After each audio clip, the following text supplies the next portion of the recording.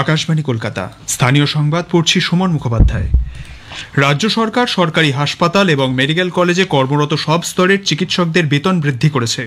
আজ আলিপুরের ধনধান্য অডিটোরিয়ামে state level grievance redressal committee আয়োজিত চিকিৎসার আরেক নাম সেবা শীর্ষক এক অনুষ্ঠানে অংশ নিয়ে মুখ্যমন্ত্রী তথা স্বাস্থ্যমন্ত্রী মমতা ব্যানার্জি জুনিয়র চিকিৎসকদের মাসিক বেতন 10,000 এবং সিনিয়র চিকিৎসকদের বেতন 15,000 টাকা করে বৃদ্ধির কথা ঘোষণা করেন। আমি intern, house staff, post graduate trainee, post doctorate trainee সবার জন্য 10,000 টাকা করে বাড়িয়ে দেওয়ার ব্যবস্থা করলাম। আপনার আমাদের গর্ব, গর্বের বাংলা, গর্বের বিশ্ব বাংলায় পরিণত হোক। সরকারি হাসপাতালে কর্মরত চিকিৎসকদের ন্যূনতম 8 ঘন্টা করে পরিষেবা দেওয়ার আবেদন জানান তিনি। পাশাপাশি তাদের প্রাইভেট প্র্যাকটিসের এলাকা হাসপাতাল থেকে 20 থেকে বাড়িয়ে 30 কিলোমিটার করার কথা জানিয়েছেন মুখ্যমন্ত্রী। মেদিনীপুর মেডিকেল কলেজ হাসপাতালে স্যালাইন কাণ্ডে চিকিৎসকদের গাফিলতি ছিল বলে উল্লেখ করেও এই ঘটনায় যেসব জুনিয়র চিকিৎসককে সাসপেন্ড করা হয়েছিল মুখ্যমন্ত্রী আজ তাঁদের সেই শাস্তি প্রত্যাহার করার কথা ঘোষণা করেন। হাসপাতালগুলিতে নিরাপত্তা ব্যবস্থা আরও জোরদার করতে নজরদারি বাড়ানোর জন্য তিনি প্রশাসনকে নির্দেশ দিয়েছেন। চিকিৎসকদের মনের বিকাশে খেলাধুলা ও সংস্কৃতি চর্চার জন্য মেডিকেল কলেজ এবং হাসপাতালে মোট 2 কোটি টাকা বরাদ্দ করার কথাও তিনি জানিয়েছেন।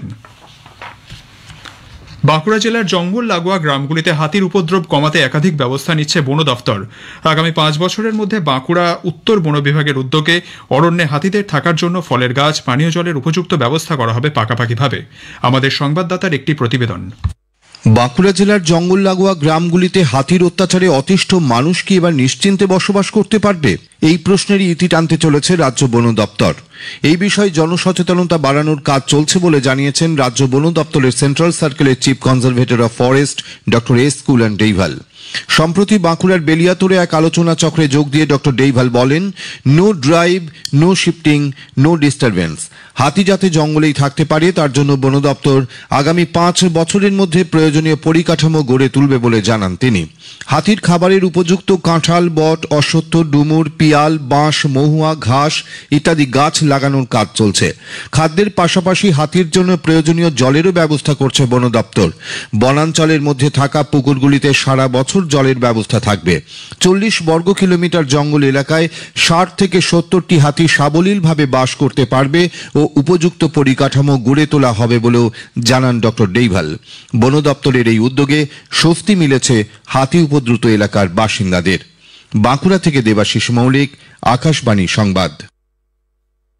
রাজ্য সরকার আগামী আর্থিক বছরে গ্রামীণ রাস্তা রক্ষণাবেক্ষণের জন্য 1,000 কোটি টাকা বরাদ্দ করেছে। মূলত প্রধানমন্ত্রী গ্রাম সড়ক যোজনা এবং গ্রামীণ পরিকাঠামো উন্নয়ন তহবিলের টাকায় নির্মিত পুরনো রাস্তাগুলির রক্ষণাবেক্ষণ ও সংস্কারের কাজে এই টাকা ব্যবহার করা হবে বলে পঞ্চায়েত দপ্তর সূত্রে জানা গেছে। আগামী আর্থিক বছরে রাজ্য বাজেটে পঞ্চায়েত ও গ্রামোন্নয়ন দপ্তরের জন্য 44,139 কোটি টাকা বরাদ্দের প্রস্তাব রয়েছে। পশ্চিম বর্ধমানের কাঁকসা থানা এলাকার জাতীয় সড়কের কাছে গাড়ি উল্টে এফডিসিং এর শিকার এক মহিলার মৃত্যু হয়েছে। আহত ওই গাড়ির আরও 4 জন সওয়ারি।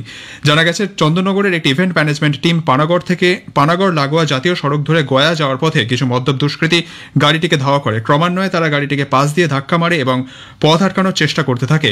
ওল্ড জিটি রোডে দুষ্কৃতীদের হাত থেকে বাঁচবার জন্য গাড়িটি একটি দোকানে, একটি শৌচাগারে এবং রাস্তার পাশে থাকা লোহার যন্ত্রাংশে পরপর ধাক্কা মেরে উল্টে যায়। ঘটনাস্থলে মৃত্যু হয় গাড়িতে থাকা বছর 27 সুতন্দ্রা চট্টোপাধ্যায়ের। গুরুতর আহত 2 জনের চিকিৎসা চলছে কাঁকসার একটি বেসরকারি হাসপাতালে। 2টি বাসের রেষারেষির ঘটনায় ফের কলকাতায় আজ এক মহিলার প্রাণহানি হয়েছে।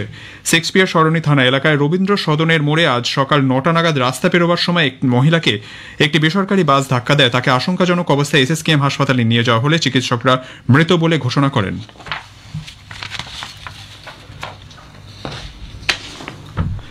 কলকাতা সহ দক্ষিণবঙ্গের সর্বত্র আগামী কিছুদিন শুষ্ক আবহাওয়া বজায় থাকবে বলে আলিপুর আবহাওয়া দপ্তর জানিয়েছে। আজ সকালে কলকাতার সর্বনিম্ন তাপমাত্রা ছিল 21.2 ডিগ্রি সেলসিয়াস, স্বাভাবিকের চেয়ে 1.7 ডিগ্রি বেশি।